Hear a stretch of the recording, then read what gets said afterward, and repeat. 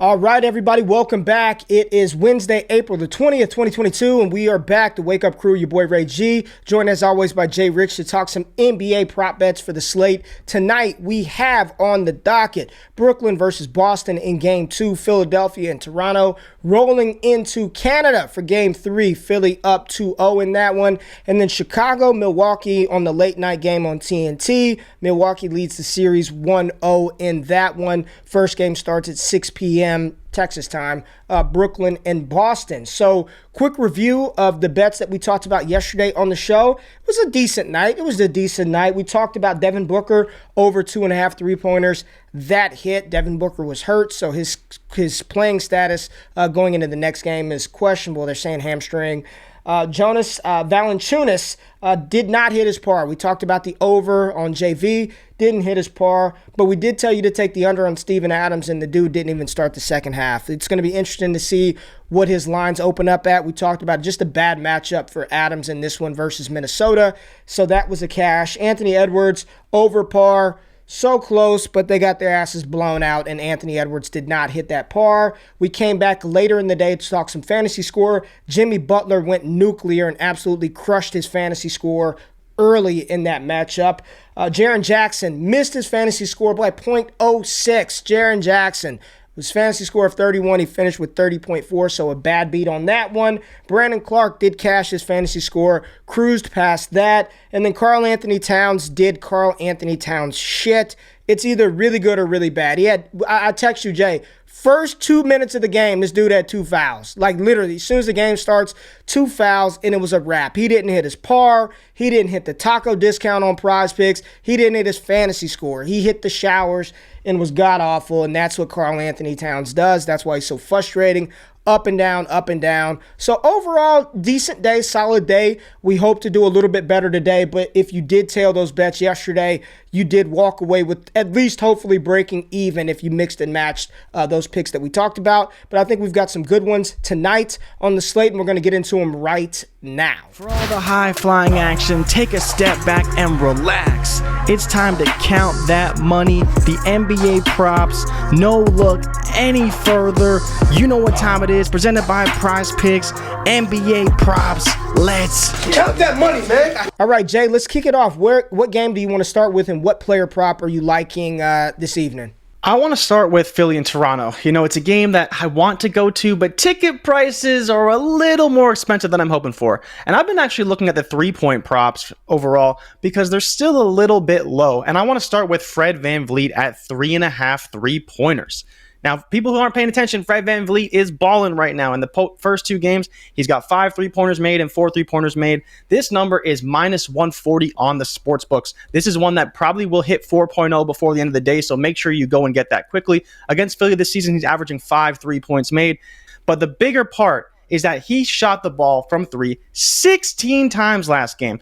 We're not expecting Gary Trent to play. He tried to have flu game number 2, only played 10 minutes, didn't play the second half. So I think it's going to be all Fred, all Pascal, but more importantly, we know Fred will chug it from deep. He's going to try to blow the roof off Toronto today, and I think 3.5 for Fred is more than beatable. And like I said, he's hit it in 4 of his last 5, so he's looking in good shape. And he chucked 16 last game. I could see another 12 to 15 today from 3 because we know Fred likes to chuck it up. Ray, how do you feel about Fred VanVleet's 3s over, even though they're a little high at 3.5? Yeah, it's a little. I mean, he was chucking and he was on fire early. Like he kept Toronto in the game early. In Game 2, I don't hate it, Jay. It's a high line, but at home. Having that home atmosphere, he knows the spots, he knows that court and that basket better than anybody. And the point is he's going to make the attempts, right? Process over results. I think this is a great process play. A little high for my liking. I mean, tied for, right now, the highest on the PrizePicks slate with 3.5 up there with Jason Tatum. So a little high, but I understand the process here with VanVleet over 3.5, and they're going to need every damn point that they can get to even remain in this series, because if they lose this one at home, it's over for Toronto. It will be a clean sweep for the Philadelphia 76ers. I'm going back to the fantasy score table, and I'm telling you right now, I really like Tyrese Maxey's fantasy score. I like his par, too. If you go over here on PrizePicks right now, and Jay, we're getting a little bit of juice because the sports books have Maxey at, 26.5 par right now. Yeah, they do. So right now you get a little bit of an edge if you roll with PrizePicks and go 25.5 over Tyrese Maxey. He's been absolutely balling, playing heavy minutes. I don't want to say he's taken over as the second primary scorer behind Joel Embiid, but it certainly feels that way when you're watching the game. It looks like Maxey is starting to ascend to young star levels. I'm loving how they're incorporating him in the offense, how he takes command. He can do it from the outside. He can push it inside. Here's my thing. If the books have his par at 25, 26.5, I'm rolling with the fantasy score because it's only at 30.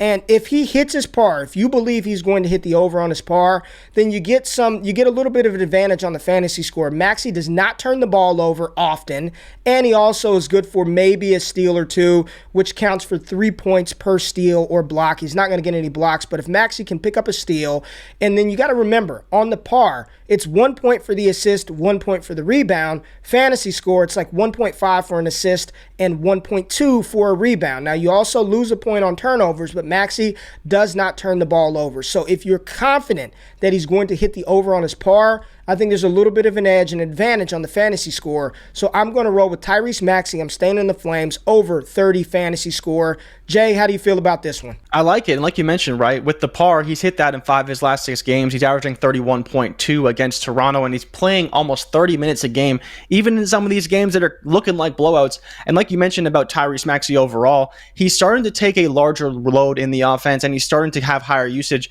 James Harden seems perfectly content with letting Maxey take the ball and run out there, and him just sitting back and dishing it a little bit. It's weird because in the first game, he got a ton of assists, but the last game, he really didn't do a lot. 14 points. I believe he only had 6 assists, 4 rebounds, where Maxey, I believe he had he had over 20 points and then 8 rebounds, 8 assists. So you think about from that perspective, it's been the Maxey show, and especially on the fast break, Maxey has just been unstoppable when he has the ball going downhill. Nobody can stay with him, and that's been the real turning point for this series. But I think we see more of that in Toronto, knowing that's going to be a lot of Joel, probably a lot of Harden, and a lot of Maxey to help them get this win on the road. 41 minutes, too. You said 31 minutes. Dude's playing 35-plus minutes a game. So, big fan of Maxey in this matchup tonight. Where are you going with your final pick? So my next one, I want to go back to Milwaukee, Chicago, and I want to go back into the Flames, Ray.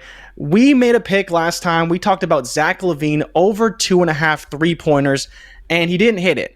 He's shot 2 of 10. Now, people need to remember that Milwaukee is still one of the worst teams at defending the three. They're 30th in the NBA at allowing 3-pointers. They allow almost 15 threes per game. Zach LaVine is a guy who can chuck it up with the best of them, and he did that last game. He shot 2 for 10. This is minus 132 on the books to go over. And so for me, it's like I said, it's a process play. He's not hitting it all the time, but this is a matchup that he can exploit. He still averages 3 3-pointers made against the Bucks this season, so he's been more than capable of hitting that number. He just didn't hit it last game, but I'm staying in the Flames. I think he's going to have to chuck it up. I think they're going to need that to win this game, and I believe that Zach LaVine will go over 2.5 3-pointers made in this matchup. Love it, man. I was on him last time. That was the pick that I talked about a couple of days ago. And up until the final second of that game, Zach LaVine was chucking threes. He clanked one with 1 second left, would have cashed the over. I like it. So I'm going to tell you all right now, the play that I'm waiting for on the fantasy score is Nick Claxton. I'm waiting for PrizePicks to drop the Nick Claxton fantasy score line.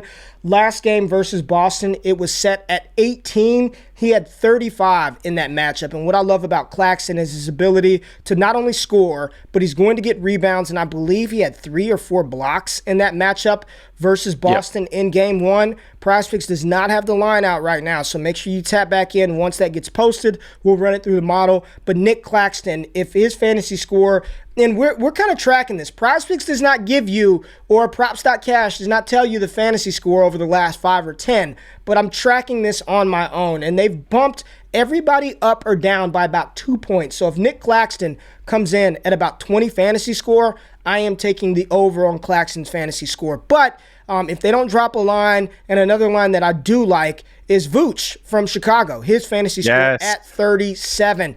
In our model, there's some nice edge to Vooch's over. 22% edge to the over. We have him projected around 42 to 45 fantasy points scored. PrizePicks, this line is at 37.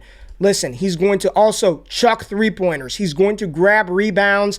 Milwaukee, kind of middle of the road. They're not bad, but they're not great against center defense. And what I like about Vooch is he has no fear. He has no conscience. He will shoot the three. He will grab those boards. And in the first game, 54 fantasy score versus Milwaukee. I think this is a good matchup for him. He's going to continue to do his thing. I love the over on this one, but I am going to I'm going to put these in. I like these core four, but Nick Claxton is somebody that I absolutely want his fantasy score. We took an under on Alex Caruso last time. His fantasy score was 20. They dropped it down to 19. He hit 19.6 in the last matchup, so I'm going to stay away from the under on Alex Caruso. Really like Vooch's fantasy score. What do you think about that one, Jay? I love it. Like you mentioned, he smashed even for his par. He had a 44 in his par. I believe he as well took 10 threes in that game. They were content to let him just sit at the three-point line and chuck threes, and he was more than willing to take them, and he still hit his over. So you think about it from that perspective, and I think the way DeMar played last game, he's another guy that I'm intrigued by. You know, it's not one that we're playing,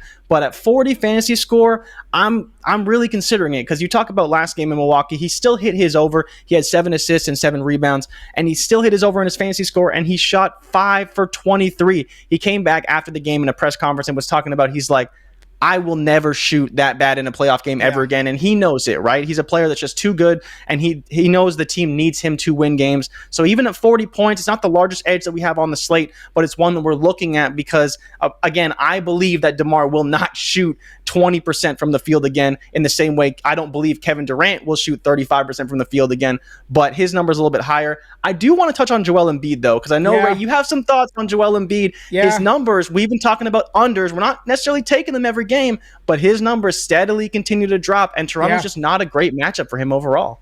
Yeah, his fantasy score last game was 56, well under that, scoring 40 fantasy score, and he had a very good game, right? If I'm taking Joel Embiid, it's going to be the under fantasy score, and I really, really want to do this, and I'll probably add this to a flex later on, just one of those YOLO star flexes. I might throw DeRozan in there, Joel Embiid. I'm staying away from KD and Kyrie. I just don't know who's going to do what in this matchup. Tatum and Jaylen Brown. Jaylen Brown had 6 blocks and steals, 6 combined blocks and steals in the last matchup, which, I mean, you do the math right there. Significant edge on the fantasy score. But Embiid, man, this is one where I do like the under on Joel Embiid's fantasy score. I just don't think he's going to have to do that much. Toronto, even at home, I think they come out hot, that hometown crowd, but ultimately Philadelphia is just a better team. They're more dominant. They have more ways in which they can just slice you, right? With Maxey, with Tobias Harris, with Embiid, with James Harden. I just think this is another one of those games that's on blowout alert. And what have we seen? Most of the bets that we've missed over the past couple of days have been because of blowouts, being on the wrong side of a blowout or finding a player who's been in foul trouble. So I think this one, I love Joel Embiid's under 54 fantasy score. Is he capable of going over? Absolutely. I just don't know if Philadelphia is going to need him to do all of that in order to beat Toronto, even at home. So core 4 that we like: Fred VanVleet over 3.5 threes, Tyrese Maxey over 30 fantasy scores, Zach LaVine over 2.5 3-pointers, Nikola Vucevic over 37 fantasy score. And I do like Joel Embiid's under 54, but I would cross that out and easily replace that with Nick Claxton. So I will be watching to see, and I'm just going to project Claxton's fantasy score is going to come in right at 20. So those are the plays that we have for tonight. As always, this is a data-driven process. If you tail, give him hell, and if we fail, do not bail on us. We will be back with more picks for the Thursday slate. We appreciate the feedback. We appreciate the comments. Subscribe, tap in, and make sure you check out the comments for some fantasy score postings a little bit later on. We're out of this thing. Good luck. Peace out.